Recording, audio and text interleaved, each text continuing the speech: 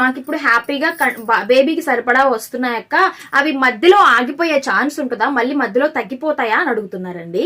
అయితే పాలు అనేది మనకు బేబీ పుట్టినప్పుడు మీరు గమనించే ఉంటారు, ఒకవేళ పుట్టినప్పుడు ఫస్ట్ మంత్ లో మనం పాలు ఇచ్చినప్పుడు మన దగ్గర ఎక్కువైపోయి పాలు బయటకు లీక్ అవుతుంటాయి. బట్ బేబీతో ఆగదు, ఎక్కువగా నిద్రపోతూ ఉంటది. మనం ఒక్కొక్కసారి లేపి బేబీకి పట్టిస్తూ ఉంటాం కదా. అదే కొంచెం మంత్స్ పెరిగే కొద్ది, ఇప్పుడు 6 months అలా వచ్చింది అనుకోండి, ఆ 6th month లో ఏమవుతుందంటే ఆ బేబీ అనేది పెద్దగా మిల్క్ అనేది తక్కువ వస్తుంది అనమాట మన దగ్గర నుంచి. ఫస్ట్ లో ఉన్నంత వెయిట్ ఉండడం, బాగా బరువుకిపోవడం, కారిపోవడం కొంచెం తగ్గుతుంది. ఎందుకంటే 6th month లో బేబీ సాలిడ్ ఫుడ్ కూడా తీసుకుంటుంది. అంటే మన దగ్గర ప్రొడ్యూస్ అయ్యే మిల్క్ తగ్గవు, బేబీకి సరిపోవు అంతే. 6th month వచ్చింది అంటే పిల్లలకి సాలిడ్ స్టార్ట్ చేయాలనేసి లెక్క.